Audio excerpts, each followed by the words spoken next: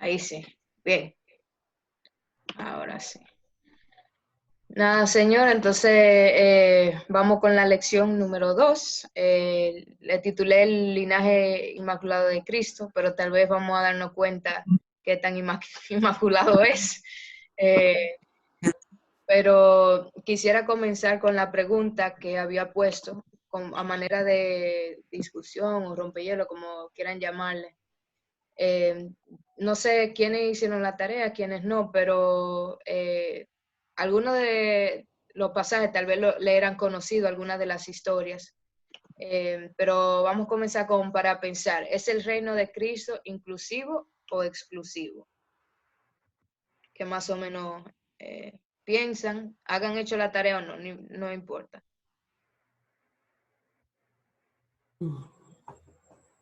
En esta reunión más le vale a todo el mundo que hable. Yo pienso que es inclusivo,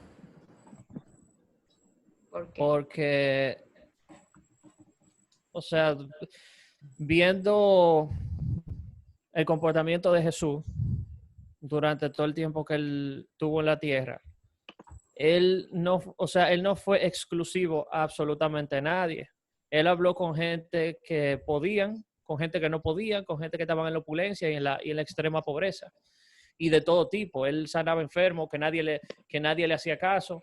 Él hablaba con, qué sé yo, cobradores de impuestos, con gente como Saqueo, por ejemplo. Y también con gente, qué sé yo, como María Magdalena o como su discípulo, gente normal. O sea que ese es el ejemplo que yo tengo para decir que era bastante inclusivo. Yo también opino que es inclusivo, porque aparte de eso que dijo Rafa, también la salvación o el reino de Dios es para todo aquel que cree en Jesús. O sea, no es que excluye a los que creen de una forma o los que creen de otra, sino que todo aquel que cree, pues es participante de la salvación.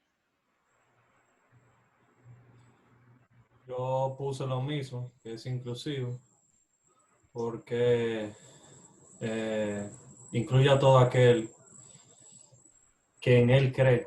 O sea, no hay distinción. Solamente tú crees en él y ya. Ahora, yo pensando que es una pregunta como tricky. ¿Por qué? Porque si nos ponemos a pensar, si tú no crees, tú no estás incluido. Tú estás excluido. Entonces, es como que, ¿qué pasa? Porque dime, o sea, yo puedo decir que es exclusivo, porque si tú no eres hijo, tú te fuiste a pique, o sea, tú te embromaste. Yo diría que es inclusivo también. Y yo lo haría, o sea, yo estaba enfocada más en el linaje en sí durante esa pregunta. Al yo ver la línea de personas que había viendo, yo estaba haciendo una tarea con cara, que me estaba viendo yo, y yo lo que decía era, bueno, este es un cuero, este es un qué sé yo, entonces todo lo que estaban ahí, bueno, todos, pero Hey, Adolfo, ¿qué hay? Hola, muchos hola. Oye, Adol, en el mismo linaje eran como pecadores extremos, que uno diría, bueno, por eso no va a tener el linaje de Jesús, porque eso no fue limpio y puro y que no sé qué, pero realmente sí. Lo que sí yo creo es que, como Ángel dice, somos percibidos como exclusivos de afuera, por la humanidad. O sea, la perspectiva es como que uno es un cult, un, una tribu de africanos que va a matar a cualquiera que no crea, tipo cosas así, que juzga, que todo es muy religioso y que no sé qué. Pero no es así, porque Cristo eh, eh, da la bienvenida a quien sea. Bien, sí, la tarea entonces va a más o menos responder un poquito de eso. Yo pienso que es cierto en una parte de lo que Ángel y Cindy han dicho realmente. No era en lo que estaba pensado. La pregunta no tenía intención de hacerla tricky, pero creo que sí, que es verdad, y entiendo cómo puede verse de esa manera, porque realmente ese es muchas veces de no sé si acusación llamarle, pero de que los cristianos son exclusivos y ese tipo de cosas. Pero sí, entonces es más bien ver si realmente es así, como muchas veces titulan, no a manera de uno defenderse, pero ver un poco del carácter de Cristo y a lo mejor también nosotros ver cómo nosotros podemos practicar eso. Quiero hablar un poquito antes de comenzar, de la genealogía, porque yo sé que muchas veces esos son los pasajes que saltamos, que no leemos. Tiene nombres raros y nombre tras nombre tras nombre, y uno dice, ¿para qué yo voy a leer esto? Y a veces uno como que no lo entiende como quiera. Entonces, ahí yo puse Génesis 5, no tiene, digamos así, que ver mucho. Lo puse porque quería como hacer un punto con ese pasaje, pero bueno, sí, se relaciona. Pero solo quería demostrar algo, entonces voy a ponerlo ahora en el screen. Génesis 5 es la genealogía. ¿Ven ahí mi pantalla? Sí. Okay. Sí. Es la genealogía de Adán hasta Noé y bueno, Set, él va a decir también. Pero lo que quería que vieran es cómo funciona las genealogías y por qué son importantes. Básicamente, como muchos otros asuntos históricos, es importante como llevar cuenta de la familia, los ancestros, la línea de donde uno viene. Pero si se dan cuenta, hay algo muy particular de Génesis 5 y algunas otras genealogías también hacen esto, pero cuando la leen, si se dan cuenta, dice, por ejemplo, y Set vivió 150 años y sucesivamente, y engendró después de haber engendrado a Enos, y engendró hijos e hijas, ¿ok? Y esa es la parte ahí que yo quiero resaltar. Cada pasaje tiene esa frase, y engendró hijos e hijas, y engendró hijos e hijas. Yo no sé si se acuerdan, pero los que tuvieron en el semestre pasado, hicimos un ejemplo de Génesis 1, subrayando las frases que se repetían.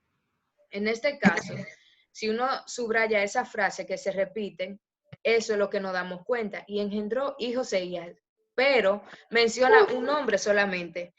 Entonces, un día yo leyendo este pasaje, yo dije, pero qué raro. Porque si, por ejemplo, es como si tal la genealogía de Alex y Katy, porque ellos nada más dirían, y Alex y Katy engendraron a Joan, y Joan engendró a Caleb, y otros hijos e hijas. Y ¿dónde está Cindy? ¿Dónde está Sara? Porque nada más se enfoca en uno. Entonces, si uno toma a través de la Biblia un lápiz y va apuntando a Adán y sigue la línea y va apuntando los nombres que se mencionan, llegamos a una conclusión.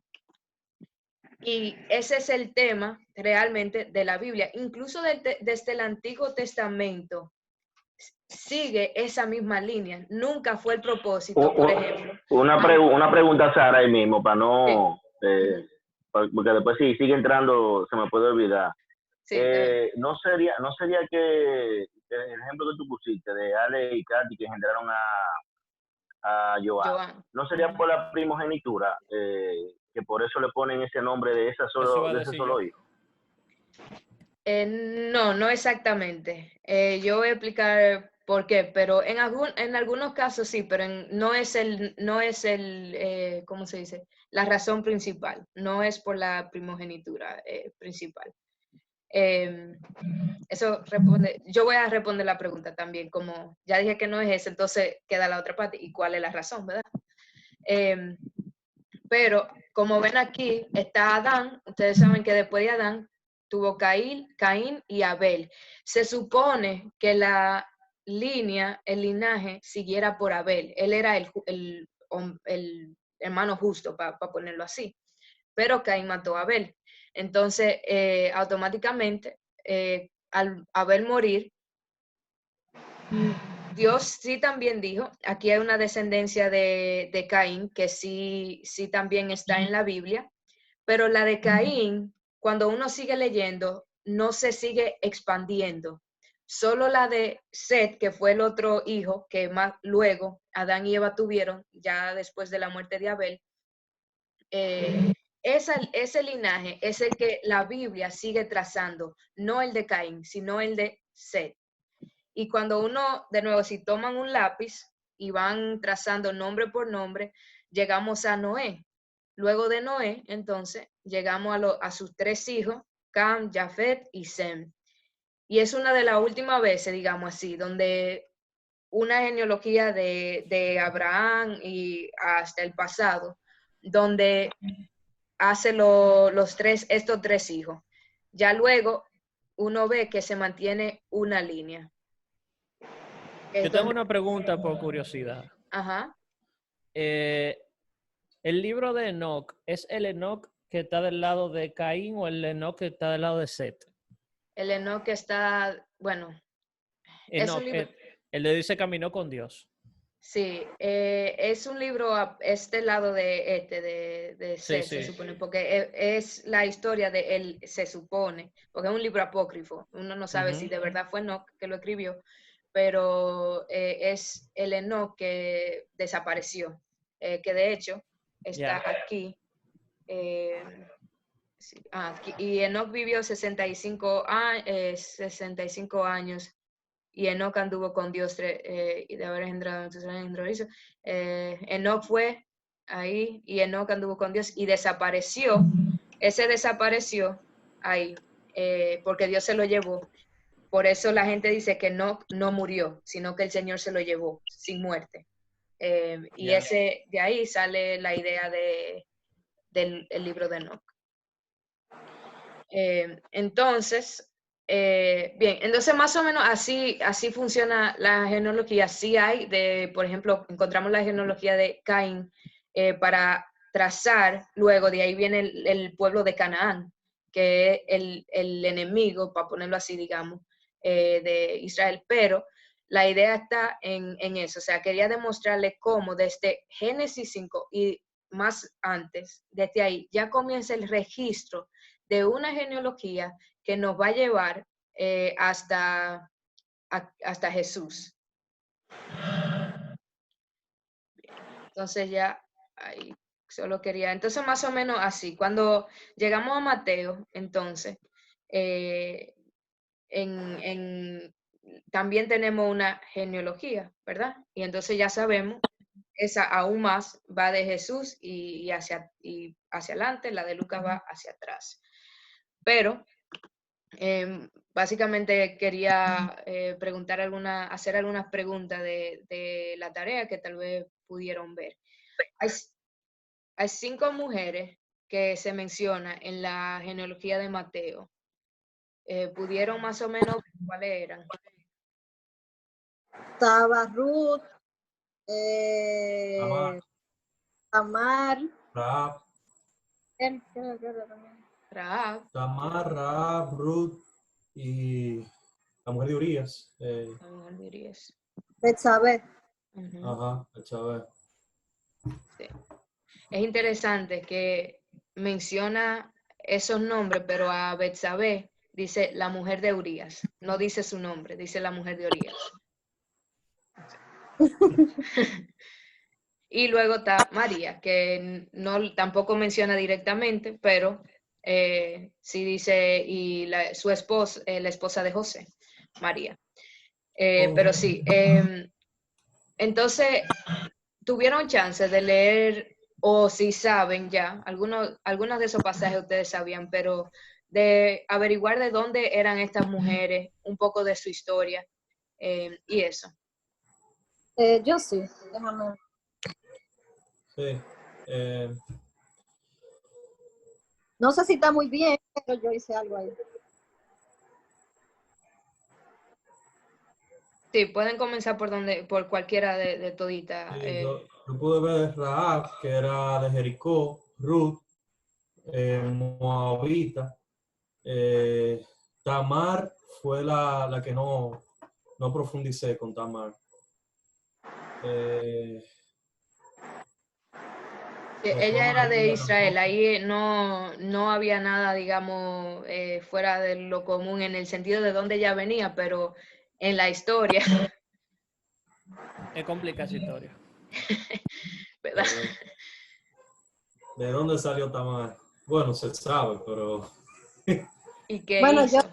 yo no sé si está bien, pero yo tengo aquí que Tamar era hija de David, que era de Israel. Ah, sí, lo que pasa es que hay dos Tamar en la Biblia. Ajá, está esa, que hay una que sí que es hija de David, y está otra antes de David, en Génesis 38. Pero sí, es así, hay una que está dentro del linaje de David también, sí. Pero el Mateo dice, la razón por la que yo sé que es la otra es porque en la genealogía de Mateo dice la esposa de Judá. Entonces, la esposa de Judá era la de Génesis 38, no la de David, solo para clarificar. Que realmente era esposa de los hijos. Bueno, sí, exacto. Sí. Pero el hijo que engendró fue con Judá, aunque no se suponía en un sentido que... Y le cayeron a los hijos. O sea, fue con el abuelo y cayó con los hijos. O algo así. Sí, ok, entonces, bueno, vamos a explicar un poquito. Entonces, hay una ley en el, ¿cómo se dice? En el pueblo judío. Yo he debido investigar eso, pero se le llama, no sé cómo se le llamará en español, se le llama tal vez matrimonio levirito, no sé, pero en inglés se llama levirate marriage y está en Levítico, de hecho. Pero en la ley judía, si... Bueno, por ejemplo, en el caso de Joan y Daniel, si Daniel moría, entonces la familia de Daniel tenía que dar otra de sus hijas para Joan para seguir la descendencia y así tener como, ajá, o al revés, si Joan moría, Ajá, al revés. al revés, si Joan moría, entonces Daniel tomaba, yo no tengo otro hermano, pero... Los padres de Daniel tenían que ofrecerle el otro hermano. Exactamente. O sea, según esa historia, lo que yo interpreté es que el hijo mayor murió, entonces a ella le correspondía casarse con el segundo. Pero entonces el segundo también murió y le correspondía casarse con el tercero, pero estaba muy chiquito. Exacto. No había un tercero, no había un tercero. Sí, Sí, entonces, había un tercero. pero... sí. Sí, había un tercero, pero lo que pasó fue, exacto, estaba muy chiquito y Judá le prometió que cuando Sela, que era el menor, creciera, se lo iba a entregar a Tamar, pero no pasó. Entonces, Tamar, al verse en esa situación donde no tiene, acuérdense que también algo muy importante de la cultura hebrea también era tener un esposo, tener hijos, porque una mujer casi no valía nada en un sentido. Entonces, al pasar eso y ella no verse, como que trató de buscar su propio lado, a ver cómo lo hace, y ahí entonces fue donde Judá vio a Tamar, pero no sabía que era Tamar, la tomó dice, por ramera, se acostó con ella, y de ahí entonces Tamar llegó a concebir, pero Tamar le dijo que como una señal le diera el anillo y el báculo y otra cosa también, que no recuerdo ahora mismo cuál era. Pero esa fue la señal que luego, cuando a Tamar le encontraron, dijeron que ella había adulterado. Entonces querían castigarla por eso. Pero cuando van y la buscan, ahí se da cuenta Judá por el anillo que él le había dado, pero que no sabía que era Tamar. Él dice, ay, pero fue con ella que yo me acosté. Entonces ahí él dice, se dio cuenta que él era, dice, ella es más justa que yo, dice Judá, porque ahí él se da cuenta, yo le prometí darle mi hijo menor y no se lo di. Ella, con trampa, buscó su forma de engendrar. le hizo trampa a Judá porque lo engañó. Pero al mismo tiempo, Judá ahí, o sea, no cumplió, digamos, la promesa o lo que sea. Entonces, pero sí, ahí hubo un reguero de lío. Yo decía ahorita que no había un tercer hijo, pero yo pensaba que estaban hablando de la historia de Ruth y no de mí. Ah, ok, ya. Como le pasó algo parecido de que no tenía un hijo para brindarle a Ruth y a Noemí eso. Uh-huh. Sí, esa historia es parecida en eso, de los hijos también. Bien, entonces ahí bien, entendieron un poquito esa historia. Entonces, en un sentido, tenemos en el linaje de Jesús, una de las mujeres que es, la toman por ramera o por prostituta, y además de eso, engaña es cierto, o sea, uno dice, bueno, pero es que Judá no le dio el hijo que le prometió o algo así, pero como quiera fue un engaño. Y aún así, de ese linaje sigue viniendo el próximo y el próximo. Entonces luego, sí, creo que la próxima es Ruth. Y aquí dice, ¿qué pudieron más o menos ver de Ruth?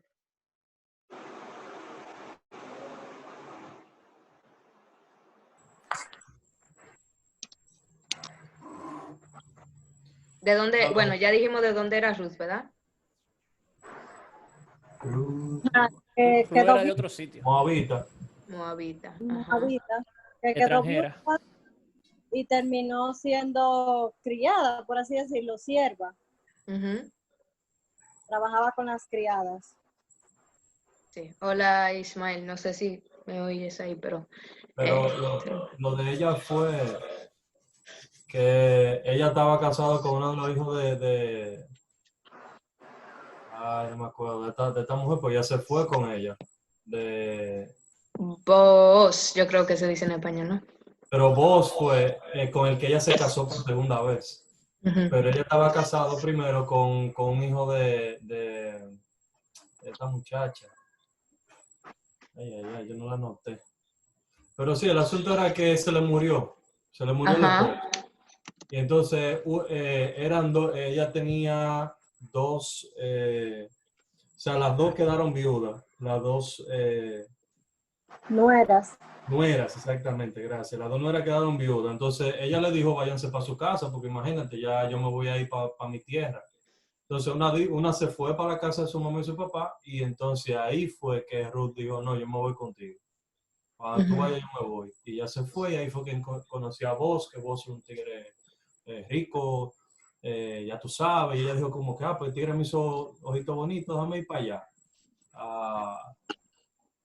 A ver qué tal, yo quería trabajar ya a los campos de él, porque el tigre me hizo ojitos bonitos y vamos a ver. Entonces por ahí se desarrolló la historia.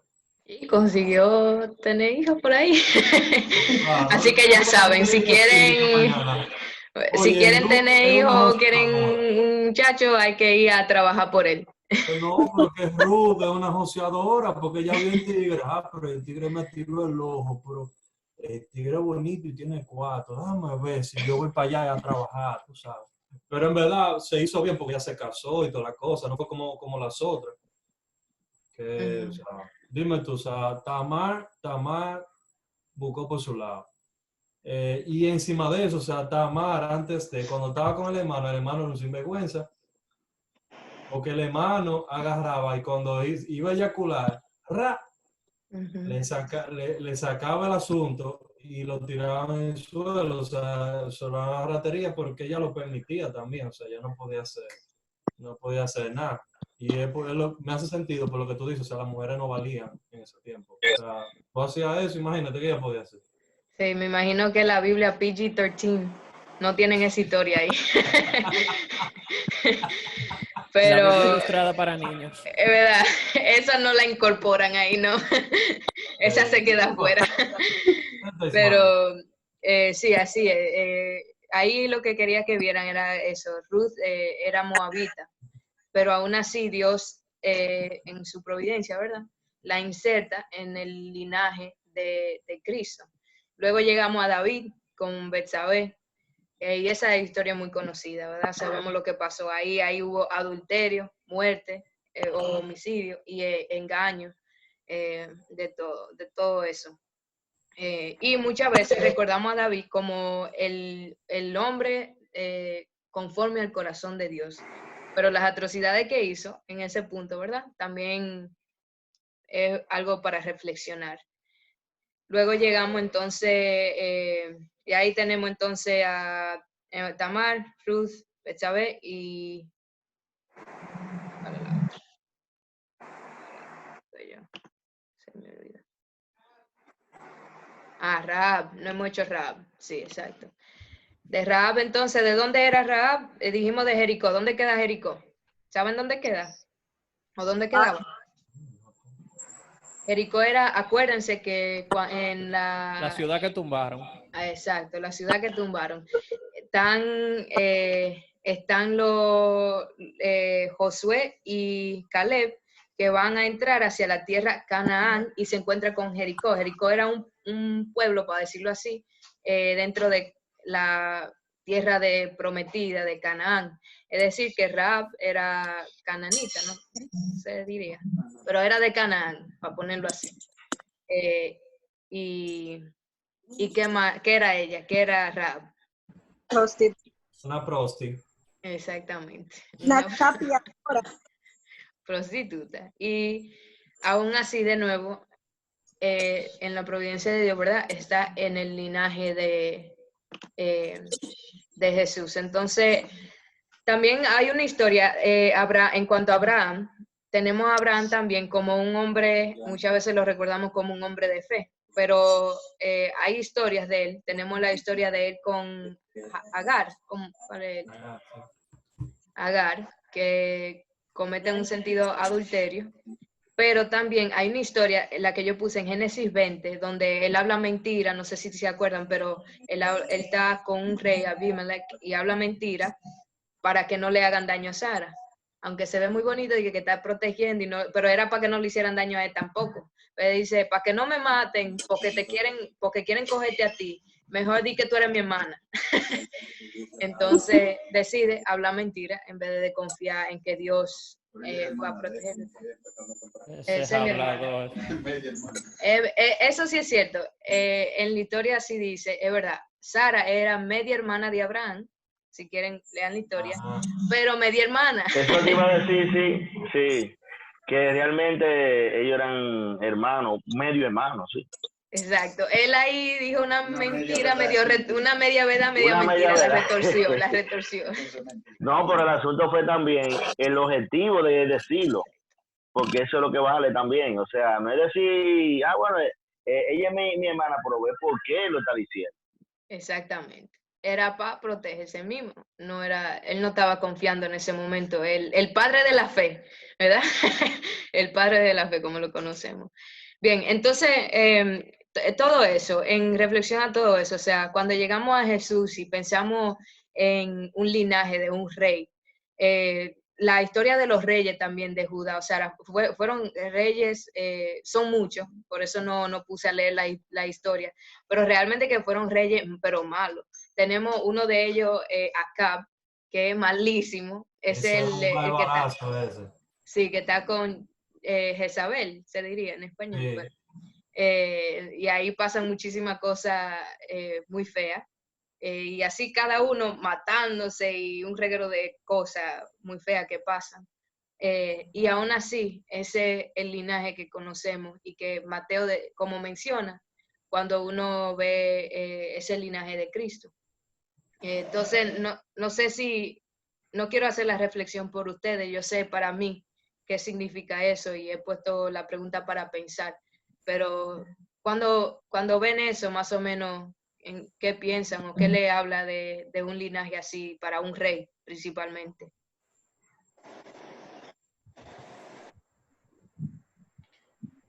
Bueno, para mí es todo... ¿tú ibas a hablar? No, dale. Ya he hablado mucho. Para mí que es todo lo contrario a lo que uno o a lo que el pueblo de Israel esperaba en ese momento. Era un Una vez yo recuerdo a Pablo, tenía una predica que decía que el reino boca abajo, algo así, más o menos.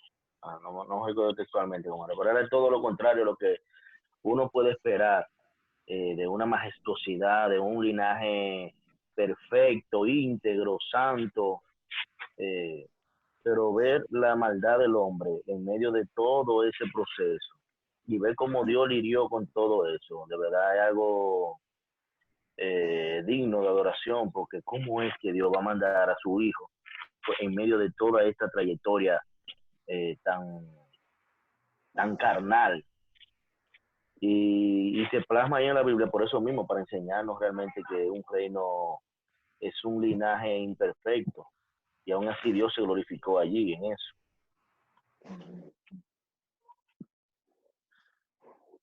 Yo pienso... También yo... Ah, bueno, dale. ¿Seguro? ¿Sí?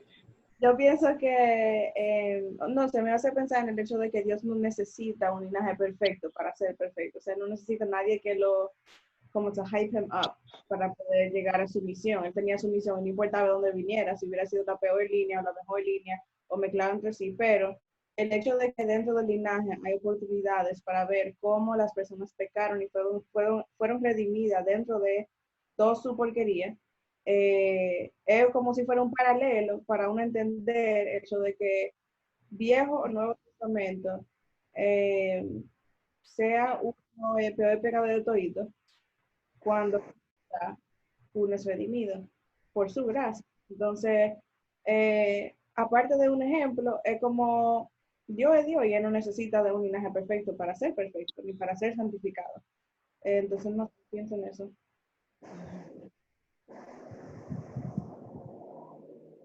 Sí, yo pienso que lo bonito es, y esto yo creo que va mucho con el mensaje de la Biblia, es que uno ve ese linaje y hay una parte en la crucifixión y la resurrección de Cristo que es como que la maldad tenía que llegar a su punto, como a su mayor punto, y luego Cristo vence. Él es ese rey y esa persona perfecta, que el linaje claramente demuestra que Israel no pudo serlo.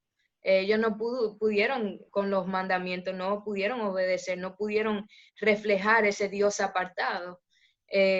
Y Jesús viene dentro de ese linaje lleno de pecado y lleno de maldad, súper malo.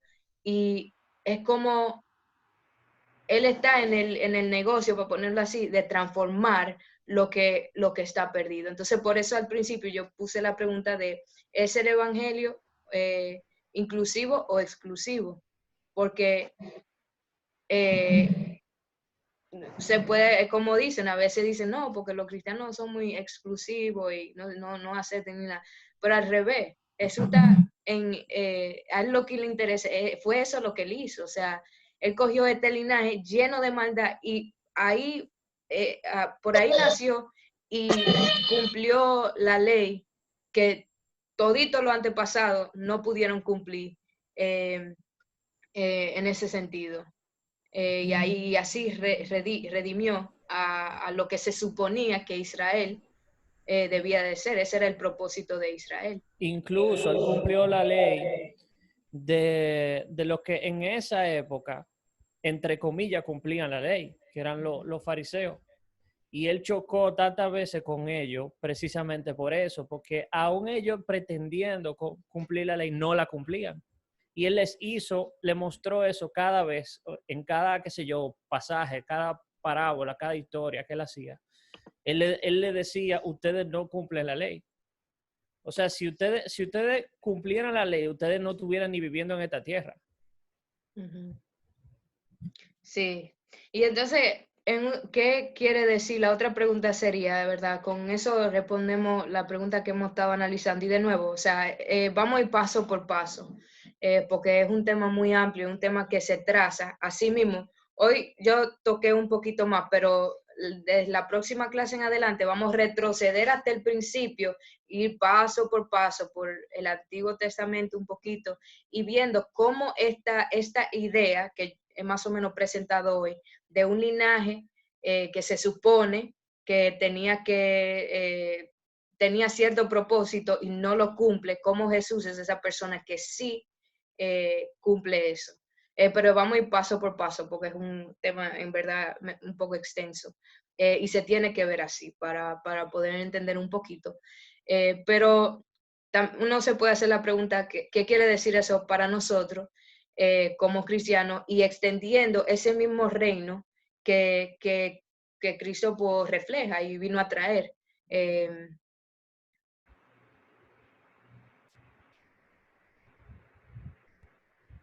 Sí, realmente lo que Jesús hizo responde a la primera pregunta que tú dijiste, tú muy bien lo explicaste, o sea, lo que él hizo él nos mandó un mensaje, o sea, fue un mensaje claro, o sea, mira el linaje de donde yo vengo, mira todo el desastre que hay atrás, y mira lo que yo hice, a pesar de donde yo vengo, que es algo que importaba en el momento de qué familia tú eres, que todavía eso está, no, que yo soy de la familia que soy yo, que yo soy de la familia de fulano, mengano, que todavía nosotros tenemos eso, de que si tú eres de la familia tal, tú eres reconocido, que bla, que esto y que lo otro, desde esos tiempos hasta ahora todavía tenemos esa mentalidad. Y es increíble que es como que, o sea, él sabía que todavía nosotros íbamos a tener eso porque esa es nuestra naturaleza. Y él hace ese gran sacrificio y nos salva a todos. O sea, es que no importa dónde venga, lo que yo quiero es que tú me creas, porque yo quiero que tú seas salvo, no importa dónde tú vengas. Tú seas de linaje, de que sé yo quién, o tú seas alguien que de verdad no tenga ni para sobrevivir. O sea, no hay acepción de personas. Realmente, o sea, yo vi eso cuando estaba investigando y yo dije, wow, pero de verdad, esto es real. O sea, esto es una realidad. Y mucha gente también dice como que solamente fue el linaje de Israel, pero ahí vieron como también había otra gente de otro lado, desde un principio, desde Génesis, Jesús está, o Dios, va a ponerlo así, está incluyendo otras naciones. De nuevo, bueno, no, esto fue el domingo, pero hablaba de la historia en Marcos. Muchas veces nosotros tenemos el concepto de que el mensaje a los gentiles, es decir, a las otras naciones, eso que no eran los judíos, fue algo que pasó en el libro de Hechos. No es así, es algo que eso estaba ya en el plan de Dios, de que el evangelio, de que el reinado de Cristo no fuera solamente para los judíos, fuera mucho más amplio para más naciones. Yo no creo que en el plan de Dios tuvo eso de que él eligió, eso sí lo quiero dejar claro, él eligió a su pueblo, pero era para que a través de ese pueblo su gloria fuera expandida hacia la demás gente, no era para que se quedara solamente con Israel. Y eso en el linaje se ve. Un modelo. Exacto. Un modelo que él escogió como pueblo de Israel, pero no era exclusivo. Exactamente. Sí. ¿Tú sabes? Perdón, Sara, sí. Algo que me llamó la atención, a pesar de cómo era la genealogía femenina, bueno, masculina también, pero más femenina de Jesús. Bueno, la genealogía, no Jesús, cuando dije femenina. Me llamó mucho la atención que aunque eran como eran, prostitutas, viudas, siervas, lo que sea, había un conocimiento de las cosas que Dios hacía. Como que ellos conocían quién era Jehová, aunque hacían lo malo. Lo digo porque cuando Rahab recibió a los mensajeros en su casa, ella los ocultó ahí. Ella mencionó el nombre de Jehová. Yo he conocido lo que Jehová te ha entregado este pueblo, que se que sé cuánto, y los escondió. Entonces tiene Ruth, y cuando está trabajando, recogiendo la semilla o lo que ella recogía, ella le dice a vos, así te haga Jehová, y también te añada algo así. O sea, están haciendo mención del nombre de Dios. Había un conocimiento, a pesar de cómo eran, o de las debilidades o pecados que habían en ellos. Había un conocimiento de quién era Dios y el poder que tenía. Eso me llamó mucho la atención. Sí, eso sí es cierto. Qué bueno que trae eso a la mesa, como uno dice. Pero sí, es cierto, o sea, y cada una de esas historias son redimidas, o sea, incluso la de Tamar, que es un poquito explícita y un poquito fea, que digamos, la de Rahab también, y sucesivamente, vemos como Ruth también fue redimida, al casarse con vos, tuvo tierra, tuvo hijo. Entonces, cada una de esas historias, y luego también la cruz, el linaje, es redimido. Y eso es bueno que tú lo traigas, porque cuando yo digo que el Evangelio de Cristo, el reino de Cristo no es exclusivo, sino que es inclusivo, eso hoy día puede malinterpretarse como que homosexuales, todo el mundo, tú sabes. Pero no, lo que uno quiere decir es que es cierto, en un sentido, no se hace acepción de personas siempre y cuando, ¿verdad? Vamos a decir, crees en Cristo. Y eso, como lo que pasa es que a veces es cliché uno decir crea, porque ¿qué significa creer en, verdad? Pero bueno, ese es otro tema. Pero eso, y que hay una parte muy importante, y es que Cristo quiere redimir, quiere transformar. Entonces no es que aceptamos a todo el mundo para que se queden así, no. A Cristo le interesa redimir y transformar. Entonces, que eso también, ¿verdad? Solo poniéndolo ahí, pues yo sé que la frase hoy día, en nuestro contexto que vivimos, se puede malinterpretar un poquito, eh, pero sí, más o menos era ese que quisiera que viéramos un poquito, que desde un principio, este mensaje no era solamente para los judíos, era de ser más allá. Dios tenía en mente a nosotros, en un sentido, para ponerlo así. ¿Algún otro comentario? Si no, yo puedo seguir aquí. Bien, no quiero dejar pasar, creo que Cindy me dio la sugerencia y creo que es buena. Para algunos que están interesados, no sé a quién les dio tiempo ni qué tan amplio, digamos, pudieron hacerlo de la tarea, pero hay una parte que yo he puesto, es opcional. En su tiempo pueden seguir reflexionando sobre lo que hemos hablado. Lo he querido hacer bien básico, bien simple, ya por las razones que he explicado antes. Pero si tienen preguntas o si pudieron llegar al punto número 2 de la tarea del nivel más crítico y profundo, y tienen alguna pregunta o quisieran que yo explicara algún tema o un punto de eso, pues quiero poder hacerlo. Sí, según yo estaba leyendo, Zorobabel y otros nombres más son unos nombres importantes en cuanto a la genealogía. Y yo lo que quiero saber es a quién se refiere cuando no sé cuál fue de los dos, no me acuerdo bien, menciona en la genealogía, bueno, los dos mencionan a Zorobabel, Mateo y Lucas lo mencionan, pero a quién ellos se referían, porque tengo entendido que Lucas se fue por la genealogía como tú ponías en sanguínea, que es de María, se fue por María, que por eso fue que tú nos sugeriste leer el protoevangelio de Santiago, que ahí dice de dónde viene María, cosa que yo no sabía. Pero bien, chévere. Y entonces Mateo se fue por el lado de José, que Sí. fue el que me hizo más sentido. Pero ¿cómo conectan? Porque según yo estaba leyendo, Zorobabel, y bueno, tú pusiste los versículos ahí, se podía estar refiriendo a otras personas. Sí, bueno, para aclarar un punto, ese es uno de los argumentos que dan, es que la línea de Lucas, la línea de María y luego la de Mateo, traza la línea legal, es decir, saben que José no era padre de sangre de Jesús, pero sí era el padre legal de Jesús. Como que en un sentido lo adoptó, porque cuando se casó con María, pues entonces, bueno. La de María, entonces, lo que dicen es, su linaje es de sangre. Literalmente, María parió a Jesús. Entonces... Su linaje es real carnal, ¿verdad? Sí, si tú lo quieres, biológico, para ponerlo así. Porque, biológico. Sí. Biológico, sí, porque el otro también es en un sentido carnal, solo que le llaman legal, porque no es contradicción o contraparte de biológico. Es uno de los argumentos. Hay más argumentos sobre las diferencias. No sé quiénes tuvieron chance de poder hacer eso, pero sí, los nombres son diferentes de las dos genealogías, y uno de los argumentos que se han hecho es ese. Tiene su áreas débiles, tiene su área fuerte, ese argumento.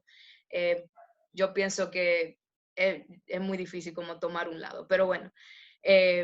El protoevangelio, de hecho, menciona a dos personas como los padres de María. Está Ana y está Jehoiakim, algo así. Jocanín, qué sé yo, un nombre rarísimo ahí, pero comienza con J. Un tipo rico ahí. Entonces, es más o menos como así, un Jecaniah, Jehoiakim, algo así el nombre, pero no es ni Elí, que es el que menciona en la de Lucas, ni tampoco el que menciona en Mateo. O sea, se pone más complicado. Entonces, ¿qué quiero decir con eso? Acuérdense que los apócrifos, yo lo pongo porque quiero que vean, esas son literaturas que se leían en ese tiempo, pero no siempre son confiables.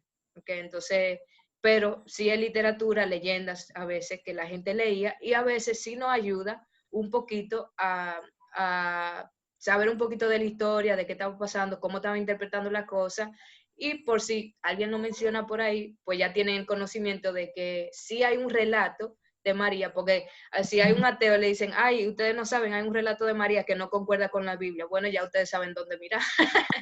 Entonces, por eso lo puse ahí. Ok, Zorobabel. Entonces, yo estaba de que, ¿por dónde que voy? Entonces, sí, cuando nos damos cuenta y trazamos la línea, sí hay un nombre en común, y ese nombre tiene el mismo padre en común también, que es en Salatiel sería en español, como Salatiel en español. Entonces, es el mismo, se dice que es el mismo Zorobabel, y lo importante de eso, si leen los pasajes que estaban ahí, Zorobabel, ¿ustedes saben por qué normalmente se reconoce a Zorobabel? Porque la cámara no paraba. Gobernador de Judá, un personaje de poder, tenía, o sea, era como, no sé, era el gobernador de Judá, pero en otro libro era también un sacerdote, porque fue que inició a construir la iglesia en ese tiempo, y más o menos eso fue lo que pude. Menciona mucho pasajes como a Zorobabel, hija de Salatiel, como aquella que construía o que construía el templo de Jehová, o que ayudaba en la construcción del templo, pero también menciona cautividad, también menciona liberación y esas cosas.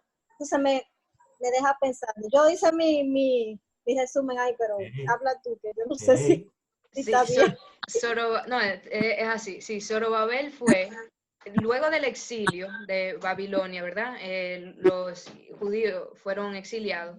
Ellos destruyeron el templo, y Jesús dio la promesa de que el templo iba a ser reconstruido. No Jesús, Dios. Ahora estoy, pero okay, bueno, seguimos. Pero dio la promesa de que después de 70 años el templo se iba a construir de nuevo. Los judíos no regresaron de una vez. Regresa una parte y comienza primero a construir, digamos, como la Zapata y sucesivamente. Luego viene también en una parte, cuando terminan el templo, viene Esdras, enseña la ley. Luego Nehemías construye la muralla o la pared. Y así, entonces no todo pasó, pero sí, Zorobabel es reconocido por reconstruir el templo. Y hay algunas cosas importantes con eso, porque sí hay una frase que Jesús dice, que él dice, el templo será destruido, pero será en 3 días, va a ser, ¿recuerdan eso en el Nuevo Testamento? La otra parte, ¿por qué puedo pasar mi Biblia? Sí. También al final hay un pasaje habla de un anillo. Y bueno, deja ver si lo busco en español, porque mi Biblia está en inglés, yo lo tengo marcado en inglés, pero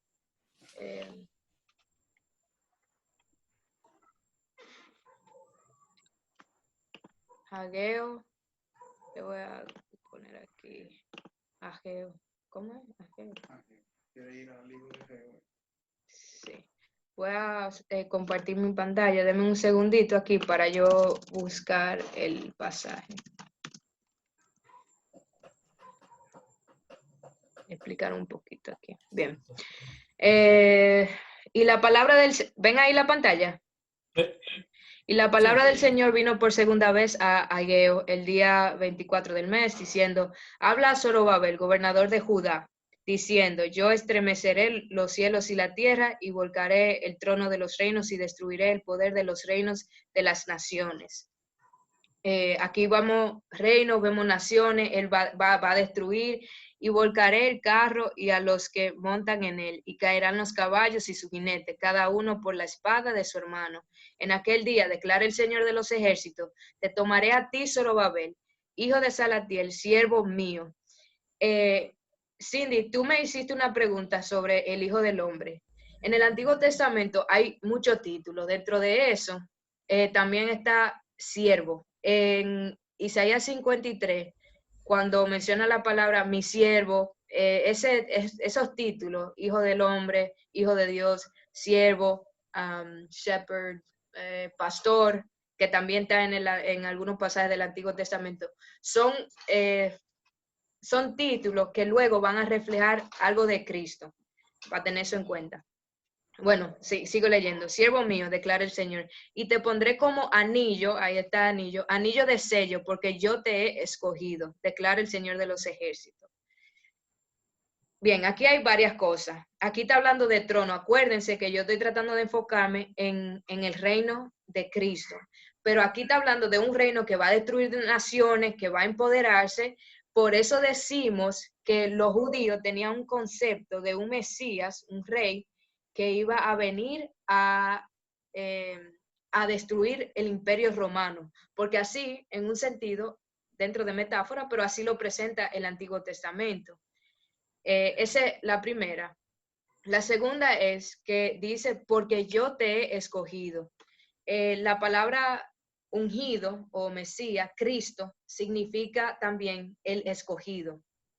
Son palabras que se usan igual. Entonces, aquí estamos viendo cómo en un sentido Zorobabel está representando un poquito un tipo de Cristo, para ponerlo así. Y tal vez se pregunta, te pondré como anillo de sello. ¿Y qué rayo es ese anillo de sello, verdad? Entonces, vamos a ir aquí a otro pasaje, Jeremías 22, 24. ¿Me siguen hasta ahí o voy muy rápido? Todo bien. Más bien. 4 y 20. Bien, entonces dice así, estos pasajes. Vivo yo, declara el Señor, aunque Cononías, déjame dar un poquito de contexto aquí, Cononías es otro rey, antes de Zorobabel.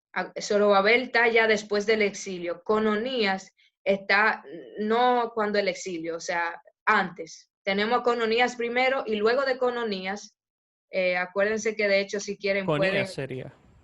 Sí, perdón, Cononía es una palabra griega. Gracias, Rafa.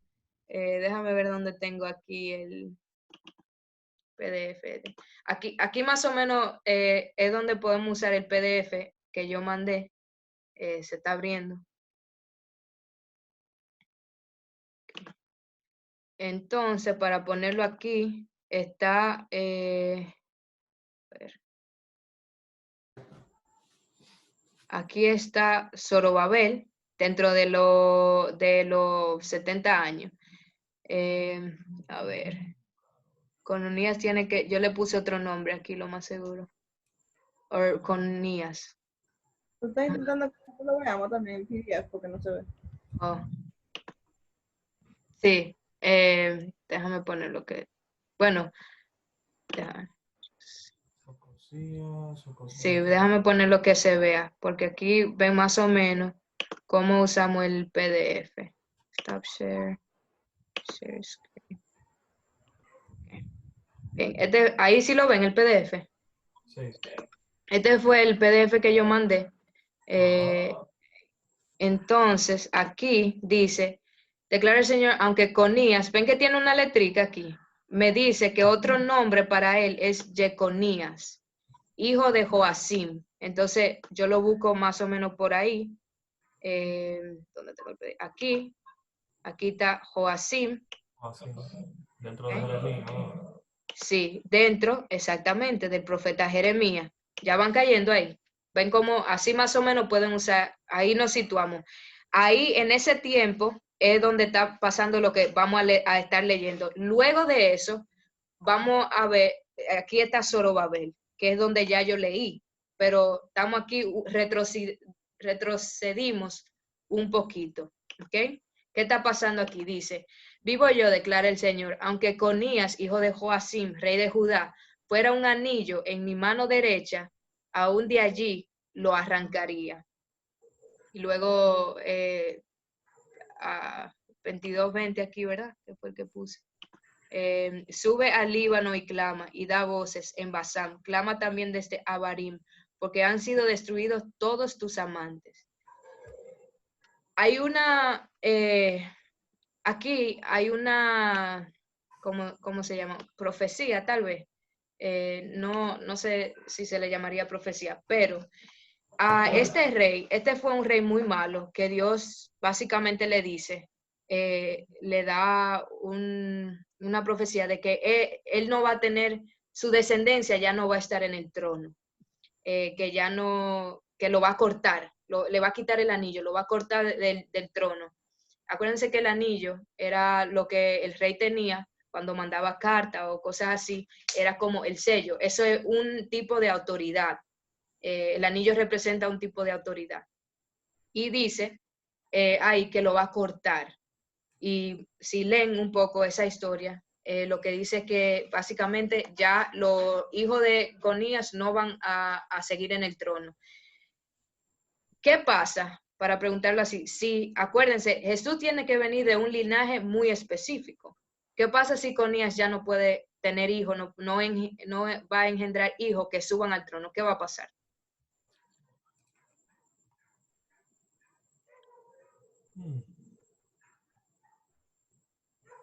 No nace Jesús. En un sentido, digamos, no van a ser Jesús, ¿verdad? Entonces, ahí viene Zorobabel. Dios hace una promesa de nuevo, después de haber cortado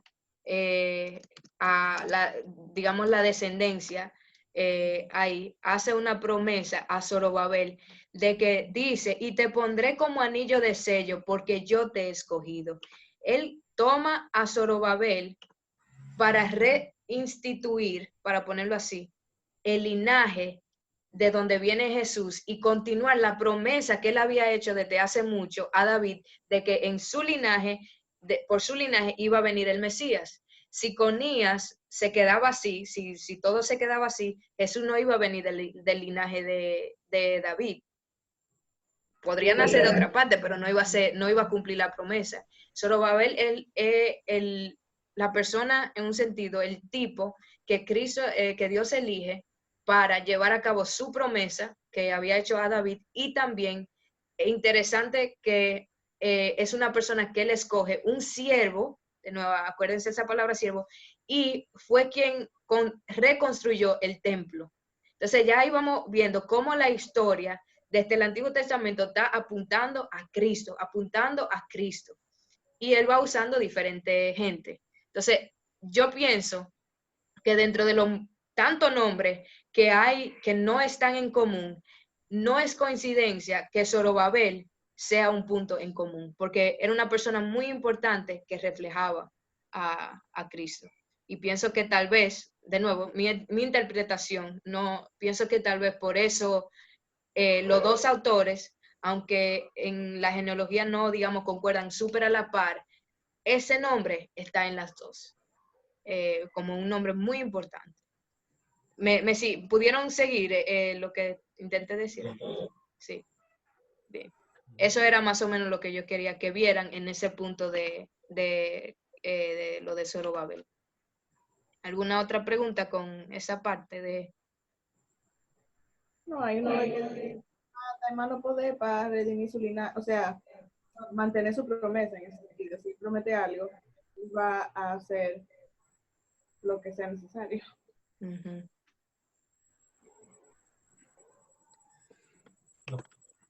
Bien, hay algo que yo quisiera, es una teoría, pero si no hay más preguntas, hay algo que quisiera enseñarles. Esto es solamente una teoría, ¿ok? Pero es una teoría que si fuera real, me gusta mucho. Entonces, por eso se la voy a enseñar. Pero quiero poner, es como de los argumentos también, eso de que el linaje de Lucas es de María y sucesivamente. Es como uno de esos argumentos, pero creo que tiene un poquito de fuerza. Y si es así, creo que es algo muy bonito y muy chulo de hecho. Entonces, se lo quiero solamente enseñar, tal vez poder jugar un poquito con esto de la Biblia, para decirlo así, ¿ok? Déjenme share mi screen. Ajá, compartir mi pantalla. Bien. Aquí en Mateo, Lucas no hace esto, pero en Mateo se divide la generación en 14 y 3 de 14, ¿ok? A ver dónde está. La deportación de Babilonia. De manera que todas las generaciones desde Abraham hasta David son 14 generaciones. Ahí va una de 14. Y desde David hasta la deportación, es decir, esta aquí, hasta la deportación a Babilonia, 14 generaciones. Ahí van 14. Y después de ahí hasta Cristo, 14 generaciones, ¿ok? Al nacimiento de Cristo, véase. ¿Ok? Entonces, déjenme, voy a explicar dos puntos aquí, dos teorías. Voy a hacerlo en una pizarrita aquí, para que entendamos esto un poquito, ¿ok? Entonces, lo que está pasando es 14, tenemos 7, ¿verdad?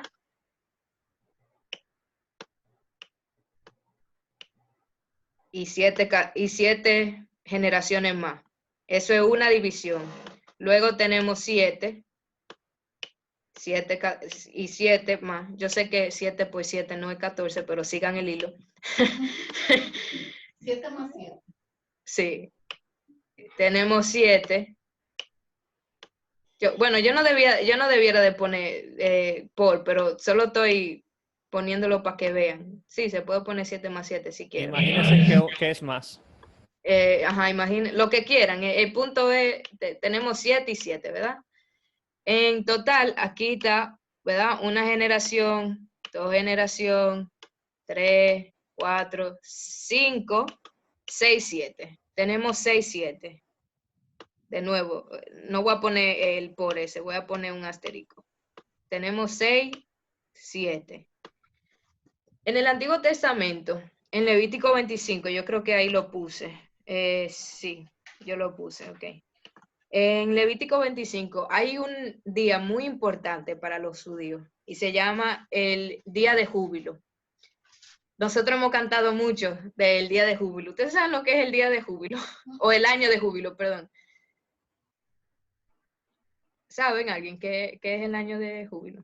Es una celebración. Ajá, una celebración. Una celebración de algo. Sí, una celebración. Según yo leí, o sea, cuando era el año de júbilo, ellos solamente, habían varias cosas que se hacían. Una de las cosas que me llamó la atención era que ellos dejaban los campos como estaban y comían de lo que el campo produciera de sí mismo. No era como que ellos se iban y se fajaban como hacían cuando producían todas las cosas, sino que el campo está ahí, si creció una zanahoria porque le dio su gana de crecer, eso no íbamos a comer. Si no, comíamos de lo que aparecía. Eso tenía que haber.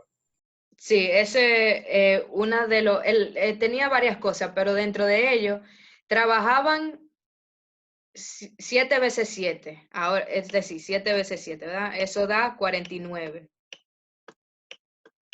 Hay un poquito de debate entre pero casi todos creen que el año de júbilo es al año 50. ¿Ok? Entonces, 7 veces 7 trabajaban la tierra, excepto excepto después de 7 veces 7, era el día de tocaba reposo, ¿verdad? Y entonces también el año de júbilo, que era el 50, entonces tomen eso en cuenta, el año 50 era un año completo donde no se sembraba. Es decir, 2 años donde la tierra descansaba. Eso causaba cierta cosa, porque como ellos dependían tanto de la agricultura, quiere decir que ellos tenían que depender de Dios para que Él proveyera, básicamente. Si caía una, ¿cómo se llama? Famine, donde no hay comida, una hambruna o un drought, sequía, entonces, ¿verdad? Entonces ellos tenían que confiar en Dios y de hecho el pueblo judío en la historia rompió eso muchísimas veces, pero se suponía que confiaban en Dios por la incredulidad, ajá, pero de diferentes cosas, el pecado de uno, pero se suponía que ellos tenían que dejar la tierra descansar y a propósito significaba que tenían que confiar. Pero además de eso, era un tiempo de descanso para la tierra.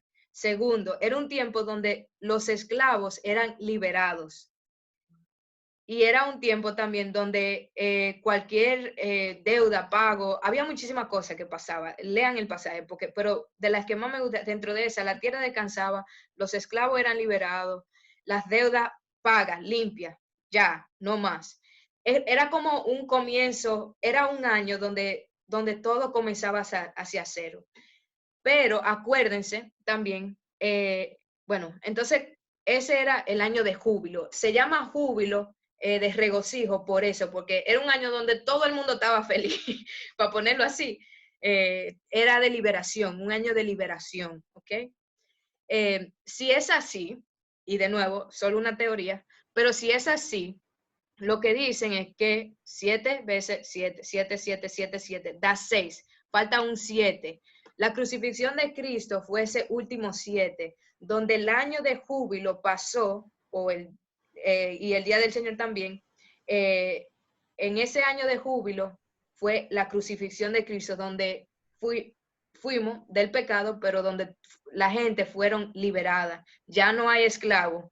Es un año de salvación, un año de liberación, de vindication, no sé cómo, Vindicación. de vindicación. Renovación, Restauración, el año de júbilo. Ese es una parte de eso. La otra parte es que acuérdense en Génesis 1, como comienza la Biblia, y hace el semestre pasado yo expliqué un poquito de cómo Génesis 1 demostraba que Dios era rey. En Génesis 1 tenemos acontecimientos 6 días. Imagínate, este es la semana 1, semana 2, semana 3, semana 4, sucesivamente. La semana 7, ¿verdad? El día, perdón, o ¿de qué semana? El día número 7 lo conocemos como el sábado, el Shabbat, ajá, el día de reposo, ¿ok? Pero voy aquí para que me vean. Pero el día de reposo nosotros lo conocemos como un día para descansar. En ese contexto no es tanto así. Dios no necesita descansar, para ponerlo así. Otra definición para el día de reposo es el día es como donde Dios completó la obra, Él terminó la obra. ¿Okay?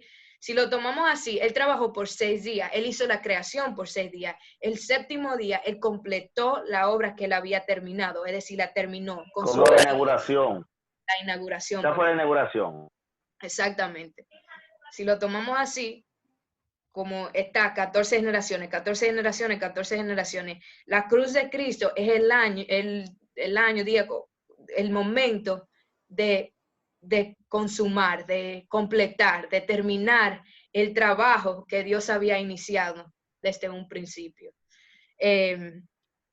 Y la última teoría con esa misma, son teorías que han plantado de por qué Mateo ha dividido en 14 generaciones, porque cuando uno de hecho calcula hay alguna gente que se salta y entonces la gente dice, bueno, ¿y por qué entonces lo puso así? Tiene que haber una razón. Y esta es alguna de las teorías que plantean.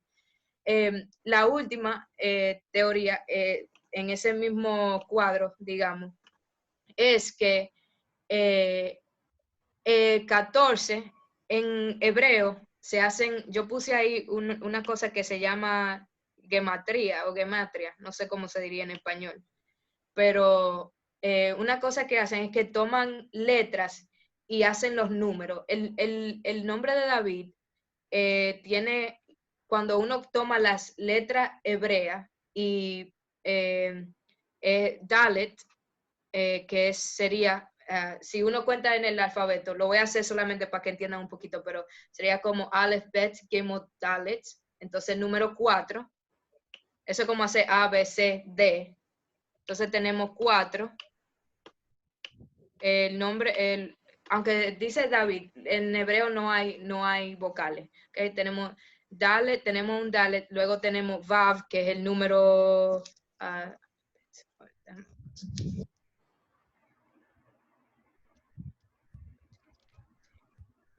Vav 6, el número 6, y luego David, so Dalet, Vav y D. Oyen esa D ahí, David. Entonces, las 3 letras son D, V y D. Entonces, viene un Dalet de nuevo, que es la D en hebreo prácticamente. Tenemos un 4. ¿Cuál, lo que suman? ¿Cuál es ese número? 14. ¿Ok? Entonces, otra razón por la que dicen que tal vez Mateo dividió el registro de esa manera es porque cuando uno, ese 14 es un símbolo de David, y del nombre David, y que Jesús iba a ser como también David era un tipo de Jesús, es decir, una persona o una figura que representaba a Jesús. Cindy. Yo lo que tú vas a decir con el número y un nombre que está asociado en la Biblia en base a ese número, pero es un debate. Espérate, dime de nuevo que se cortó un poquito. Pégate más.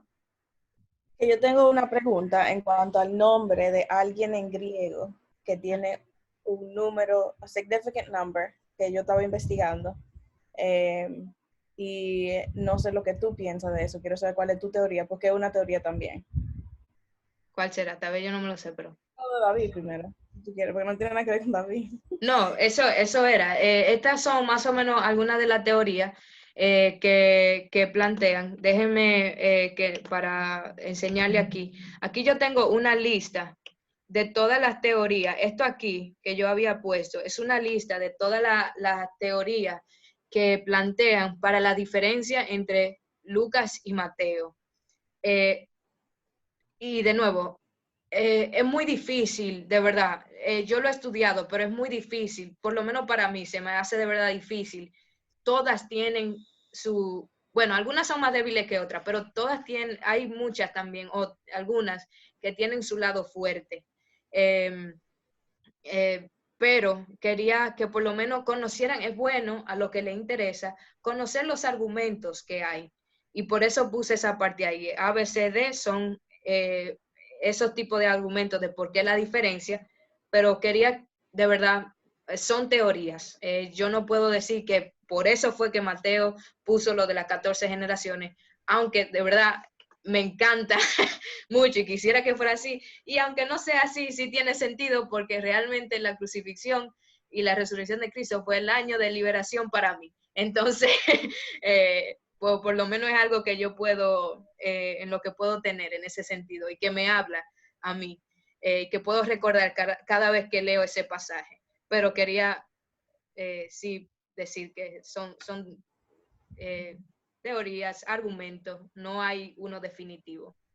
Pero ya eso era con eso. No sé si tenían otra pregunta esa básicamente abarca todo, creo, de esos puntos, excepto los otros argumentos, pero no sé si tenían más preguntas sobre eso. Si no, Cindy, podemos hablar un poquito de tu pregunta también. Ok. Yo estaba viendo un como tipo documentary sobre Emperor Nero's number en cuanto a the 666 because of the same thing, por lo mismo de la letra, la numeración en cuanto a las letras, y diciendo que ya técnicamente el anticristo ya vino debido a ese nombre y a lo que hizo, a la forma como quemó a los cristianos. Pero no sé, ¿qué tú aprendiste de eso y qué tú sabes de eso? Yo puedo para la próxima clase traer algunas cositas sobre eso.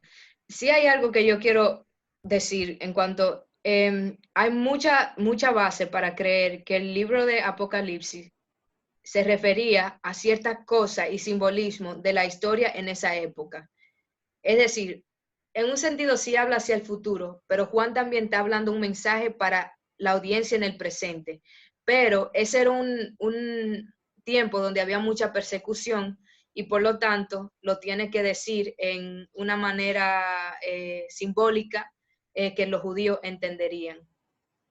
Lo mismo pasa en el libro de Daniel. Daniel es un libro lleno de símbolos, pero ya que estamos mucho más adelante en la historia, se han podido más o menos ver y mirar hacia atrás en la historia y ver un poco de quiénes eran esos imperios, por ejemplo, que se suponía que iban a venir, que luego Cristo iba que así pensaban. Pero bueno, ¿qué quiero decir con esto? Sí, hay mucha creencia de que el emperador Nero, me imagino que se dice, Nerón, está relacionado con mucho de lo que dicen Apocalipsis. El único problema que yo tengo con eso de los números, en ese caso, es que si hay un manuscrito, tengo que revisar, por eso dije para la otra clase, tengo que revisar qué tanta fuerza tiene esto, porque hay gente que se ha dedicado, se llama crítica textual. Son gente que se dedican a ver diferentes manuscritos, ver las diferencias de estos manuscritos y darle un grado de fuerza dependiendo de los manuscritos que yo encuentre y decir, estos son los mejores manuscritos, estos no son muy buenos. Esa es la parte que tengo que investigar, pero sí sé que es un manuscrito que en vez de 666, en esa parte tiene 616, que en ese caso cambia la matemática. Supposedly, No se oye bien. Espérate que no se oye. hay una teoría de que ese 616 se simbolizaba, creo, a Caesar Nero, algo así, en vez de otro. Yo te lo voy a tener que buscar para que tú lo veas y lo entiendas, porque ellos tocan en 666, 616 en cuanto a eso, pero el debate de que 616, ese debate se caía por la base de matemática no me acuerdo qué, yo no me acuerdo. El punto es que ese fue el único argumento que ellos dieron. Entonces, tanta gente como que piensa, que sí, que el anticristo, que hay 666, que no sé qué. Pero usando eso, o sea, no sé la historia en base a eso, porque lo mismo es como que uno lee la palabra de Dios y casi siempre se toma Apocalipsis como el libro que nadie entiende y porque tiene tanto simbolismo y porque habla de técnicamente el futuro, o sea, el fin del mundo. O sea, toda la escatología dentro de ahí. Pero, no sé, vi eso, yo no sabía eso, y te quería preguntar después que tú hiciste lo de David, pero yo te voy a enseñar el cosa. Para que sí, sí, mándamelo. Mira, no es raro, eso se hacía, bueno, hay varias ramas, se llama varias escuelas de interpretación en el ámbito incluso judío.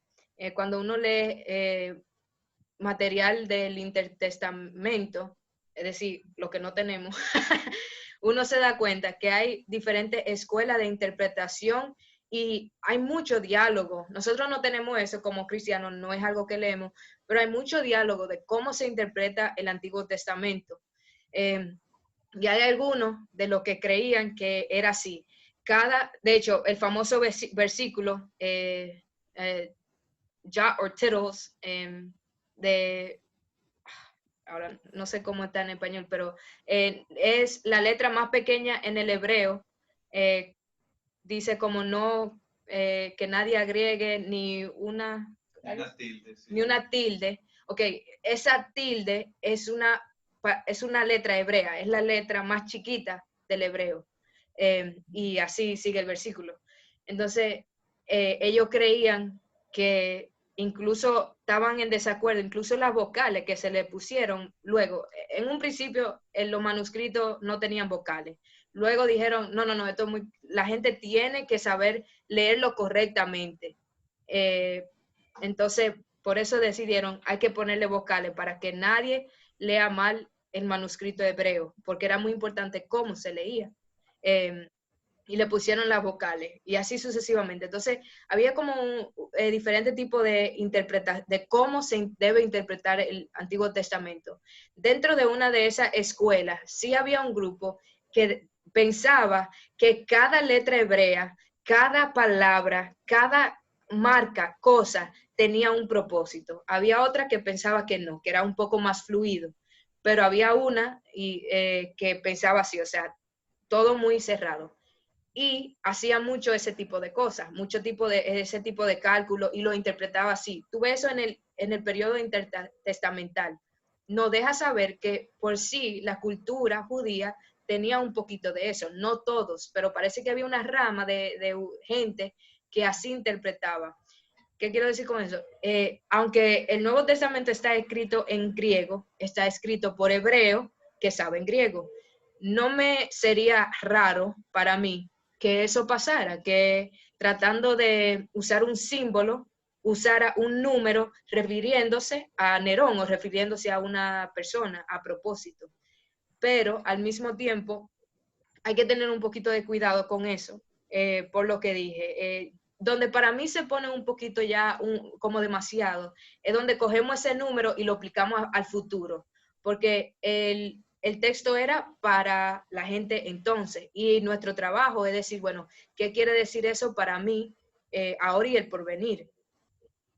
No, pero con un número no vamos a sacar de que quién va a ser el anticristo. Ahí es donde yo digo, no, ya se pasó. Pero no, mándamelo sí y podemos ver, y tal vez si yo logro conseguir los dos manuscritos, puede ser que hasta se lo pueda enseñar. Hay una página donde digitalizan los manuscritos y tal vez lo podría presentar ahí para que vieran la comparación, los dos diferentes, como uno tiene el 666 y el otro 616 y ese tipo de cosas. Me imagino que de ahí viene el inerrancy, ¿cómo se dice eso? Ajá, de ahí viene que la Biblia es corrupta o se contradice, inerrante.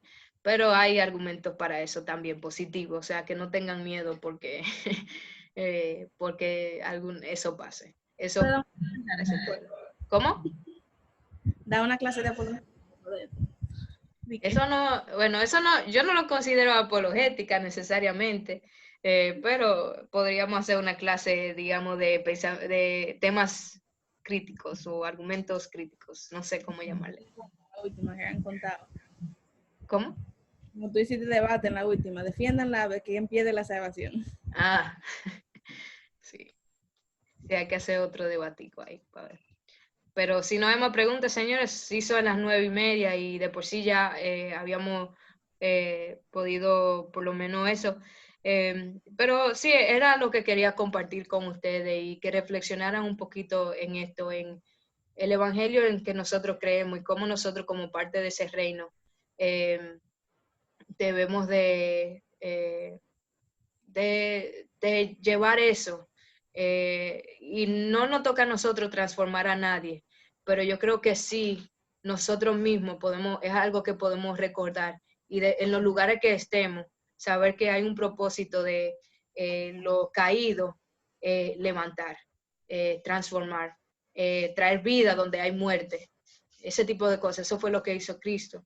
Dentro de un linaje como en el que vino. Él fue un rey donde a través del sufrimiento, un rey, como dice Adolfo, decía Pablo, un reino boca abajo, donde no se esperaba. Él no vino en caballo, él vino en burro. Y eso fue en el contexto del Sermón del Monte que Pablo lo explicó.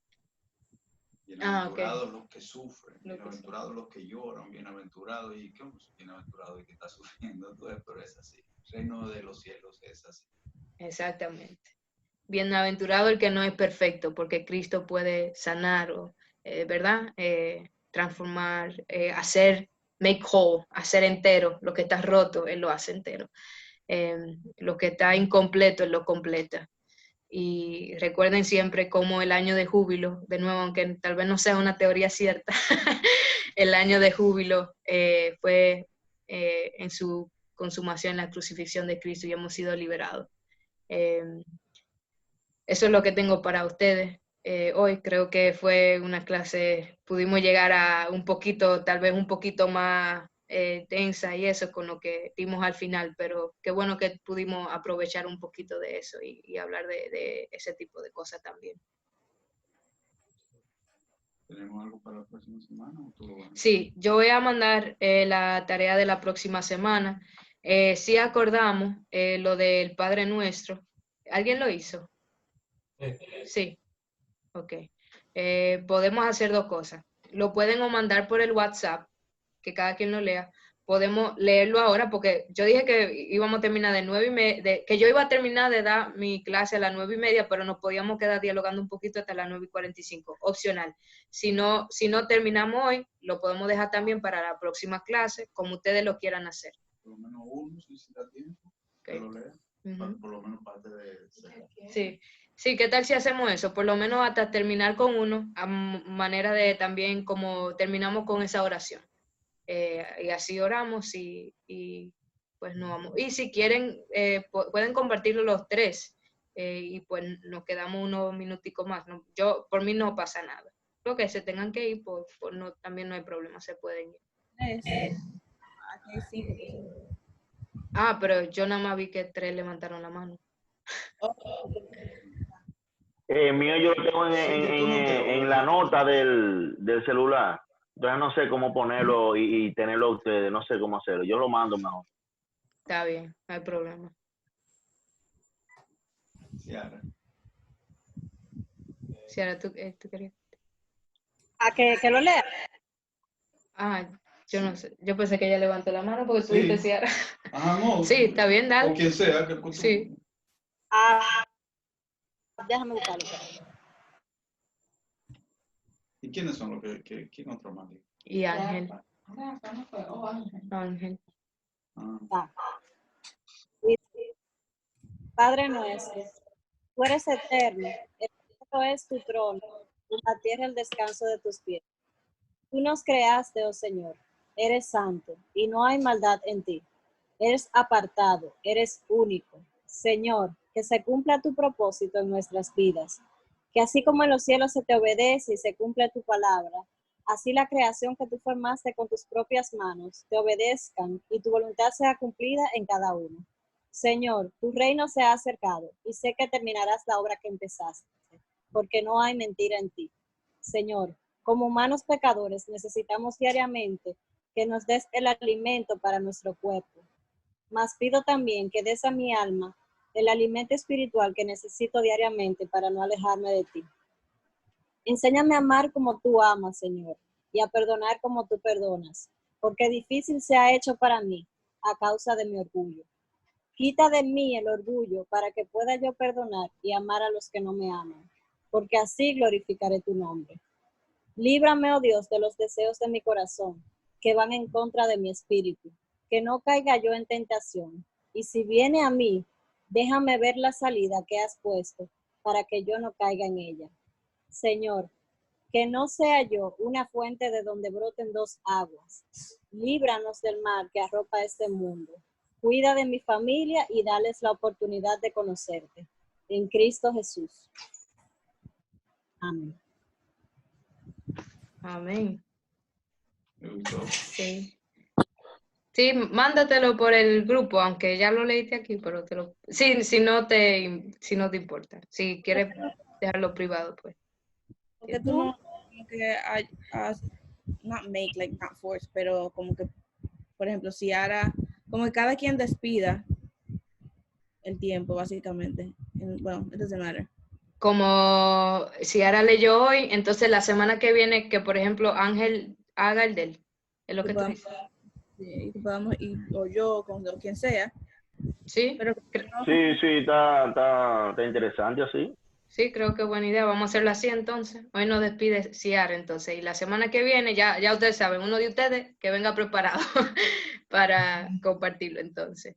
Nada, señores, ha sido un gusto de verdad estar con ustedes, dialogar un poquito, reflexionar y todo eso. Gracias, Ciara. Me gustó terminar así, sí, Cindy. Creo que es buena idea terminar con eso. Entonces, sí, con una exaltación. Sí. Gracias a ti, Sara, también por sacar tiempo para enseñarnos lo que ya tú has aprendido. De verdad que me siento agradecida. Para mí, de verdad, yo disfruto este tiempo, o sea que, pero gracias, Ciara, también por reconocer eso. Nada, señor, entonces, buenas noches, cuídense. Bye, bye. Bye. Y, bueno, se fueron alguna gente, perdón, pero quería decir, los videos son muy largos para mandarlo por el WhatsApp y pensamos cortarlo, pero César me dio la idea de subirlo o a un OneDrive o a YouTube. Estoy buscando la manera, sea con OneDrive, con YouTube o algo así. Por eso no he puesto el del domingo todavía, pero este ya lo tengo grabado y luego lo pongo, ¿ok? Lo voy a subir. Bien, nada, buenas noches entonces. Gracias. Bye.